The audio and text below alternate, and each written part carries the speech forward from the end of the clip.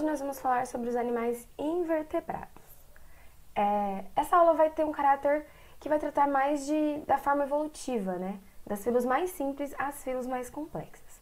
Então, para começar, nós vamos falar um pouquinho das características principais desses animais. Então, o reino animal, também conhecido como metazoa, ele é extenso e ele é subdividido entre os animais invertebrados e os animais vertebrados. Então, os invertebrados, eles são multicelulares, eucariontes e heterótrofos. Isso quer dizer que eles têm mais de uma célula, as suas células têm um envoltório nuclear e eles não produzem o próprio alimento.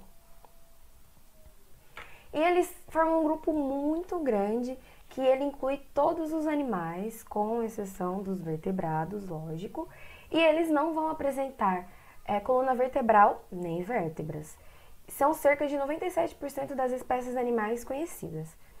A grande maioria vai se reproduzir de forma sexuada, ou seja, através de gametas, mas há quem se reproduza de forma assexuada. Então, eles possuem tecidos e órgãos, com exceção da filoporífera.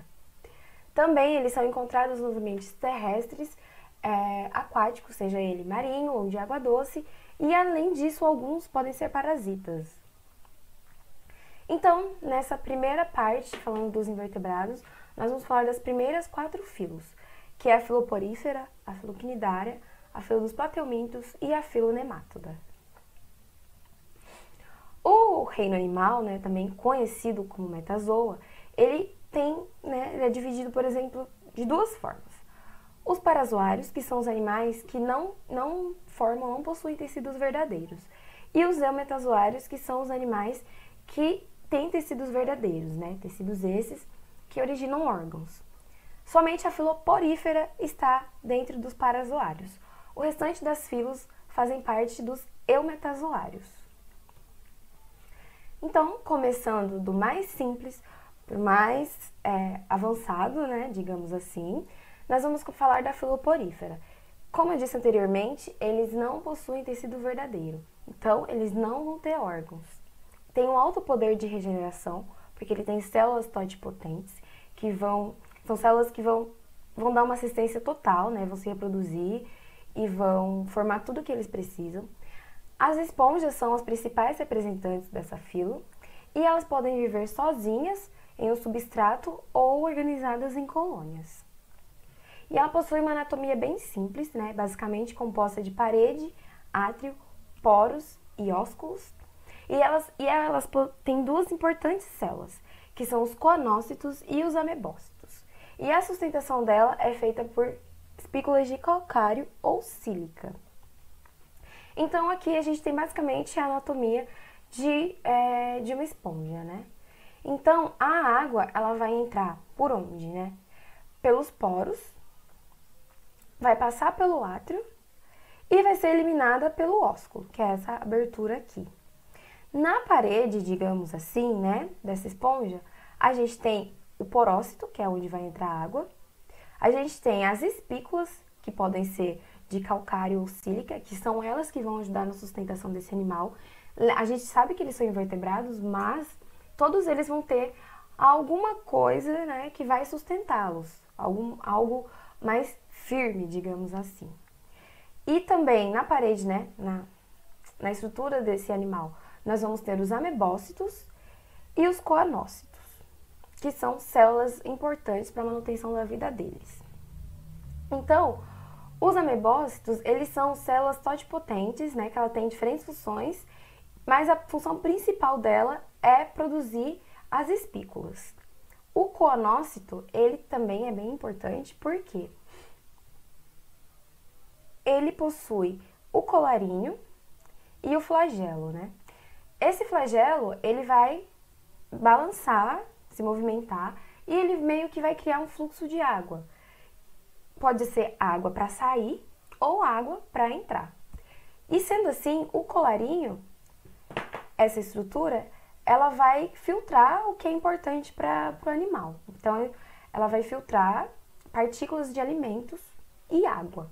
Então, a água vai ser filtrada pelo colarinho e ali vai ficar preso nele as partículas alimentares que são importantes para a esponja.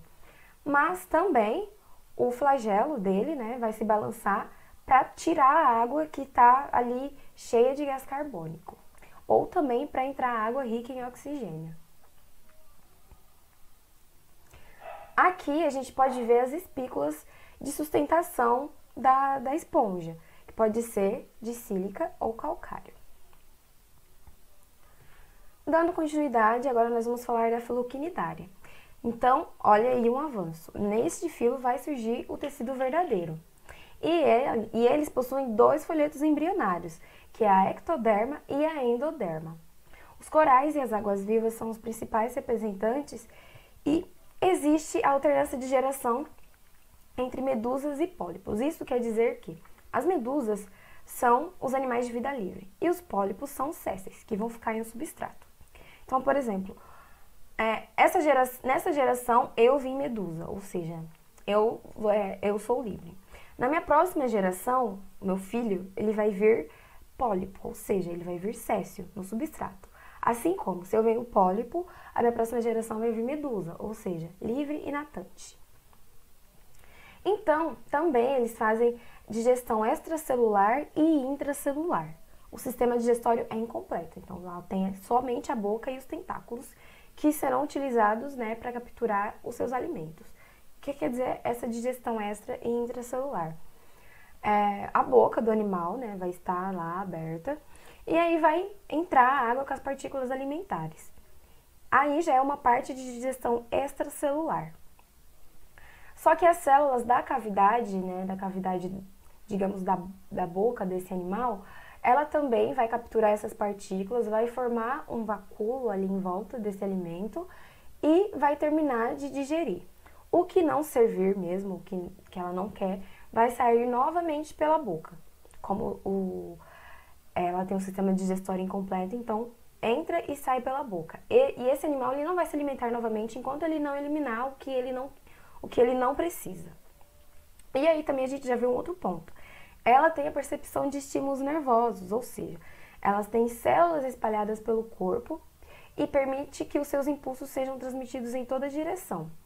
Então, o sistema nervoso desses animais é chamado de sistema nervoso difuso.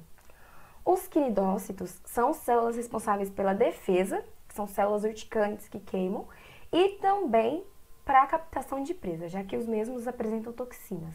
A gente ouve bastante, falar bastante, né, de acidentes com os animais desse filo, tanto com humanos mesmo.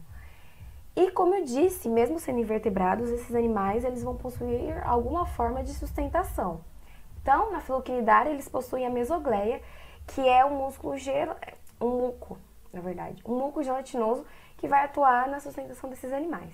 Quanto mais mesogleia esse animal tiver, mais gelatinoso ele vai ser. Então, aqui a gente tem a anatomia do animal. Então, o alimento ele entra aqui pela boca, né? Vai chegar aqui nessa cavidade. E aí, o que vai acontecer? As células da gastroderme, na alimentação intracelular, vão captar as partículas desse alimento, né? Utilizar, processar. E o que não for proveitoso, né? Ela vai ser eliminada. E aí também nós temos a mesogleia, que ela fica entre a epiderme e a gastroderme, que atua como sustentação. E aí na parede, né, do corpo desse animal, na epiderme, existem as células chamadas quinidócitos, que são as células de defesa. Então, vai funcionar assim, você vai encostar, né, na pele, é automático, sabe? Você vai encostar e meio que vai sair esse filamento, vai sair, na verdade, esse filamento descarregado, como se fosse um chicote. Encostou, ele sai e vai queimar a sua pele, ou então vai servir para capturar a presa, para levar essa presa a óbito para que o animal se alimente. Agora a terceira filo, a filo dos plateumintos, ao qual eles são conhecidos como os vermes achatados, são os primeiros triblásticos, ou seja, eles têm uma camada de ectoderme, mesoderme e endoderme, e não possuem espaços entre essas camadas, então eles são denominados acelomados.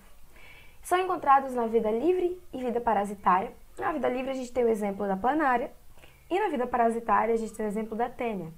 Os de vida livre, eles possuem um sistema digestório incompleto, Ou seja, ele só tem somente a boca, não tem o ânus ainda.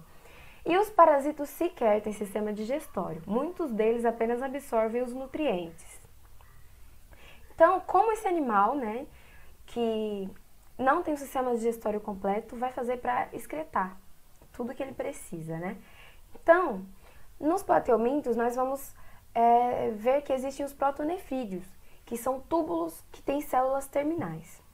Essas células terminais, elas podem serem conhecidas como células flama ou solenócitos. Flama, só se essas células são ciliadas. Solenócitos é se essas células são flageladas. E aí, essas células vão ficar responsáveis pela eliminação de excretas metabólicas, água e resíduos que esse animal precisa mandar para fora. Além disso, aqui também a gente já vê o quê? O sistema nervoso também, e ele possui um par de gânglio próximo aos ocelos. Os ocelos é onde ele vai perceber a luminosidade, e é de onde vai partir cordões nervosos ventrais que vão passar por todo o corpo desse animal. Aqui nessa fila tem um interesse médico, já que muitos desses vermes são causadores de enfermidades nos humanos. Então aqui a gente tem a anatomia de um plateuminto, que é algo assim, bem básico, né? E aqui a gente tem a boca, e essa boca está associada a uma faringe. Essa faringe é muscular. Quando esse animal ele vai se alimentar, essa faringe ela lança sucos gástricos nessa presa, né? Ela vai se mover e vai fazer com que vai captar a presa e vai levar ela até a cavidade gastrointestinal do animal. E aqui também a gente vê os nervos, que vão se estender por todo o corpo dele, né? O gânglio, aqui. Aqui os ocelos, que é onde eles vão perceber a luminosidade. E aqui é o exemplo de uma célula flama. Aqui está o túbulo, que são, né, os protonefrídeos. E aqui o poro excretor. Então, primeiro vai passar aqui pela célula, ela vai fazer o movimento com seus cílios ou com seus flagelos e vai mandar embora tudo que esse animal não precisa. E a última filo da aula de hoje, a filo nemátoda, ela vai apresentar já um sistema digestório completo, boca e ânus. Tem a formação do blastóporo, que é a formação da boca. Então, vai ter o começo, né, da formação de uma boca, sendo esse um animal protostômio. Então, o blastóporo vai dar origem à boca, por isso protostômio. São triblásticos, ou seja, possuem ectoderme, mesoderme e endoderme. É um pseudocelomado, né? Ele é um pseudocelomado porque existe uma cavidade ali entre a mesoderme e a endoderme. Eles são conhecidos como os vermes cilíndricos. Também tem a vida aquática, terrestre e parasitária. E o corpo dele é revestido por uma cutícula resistente que durante o crescimento dele é trocada. Mas quando ele ficar adulto, essa cutícula não vai se trocar mais. Ou seja, além de atuar na proteção, também atua na sustentação do animal, essa cutícula. E o sistema nervoso, ele consiste em cordões nervosos longitudinais. E aqui nós temos um macho da filonemátoda, né, um exemplar de uma lombriga. Eles são dioicos, né, então eles têm sexos separados, são definidos macho e fêmea. Então, o que a gente vai focar aqui? Mostrar que tem a boca, originada pelo blastóporo. Ele tem esse poro excretor aqui, mas não vai ser como os plateumintos, que vai ser para eliminar tudo, não. Vai ser somente para eliminar amônia. Externamente aqui nós vemos a cutícula. E como o sistema digestório é completo, a gente vê aqui que ele tem o ânus. Além disso também a gente pode notar o gânglio cerebral, ou seja, o sistema nervoso espalhado por todo o corpo do animal. E era isso o que tinha para passar na aula de hoje. E não se esqueçam que vai ter a parte 2, continuação das próximas filos. Obrigada!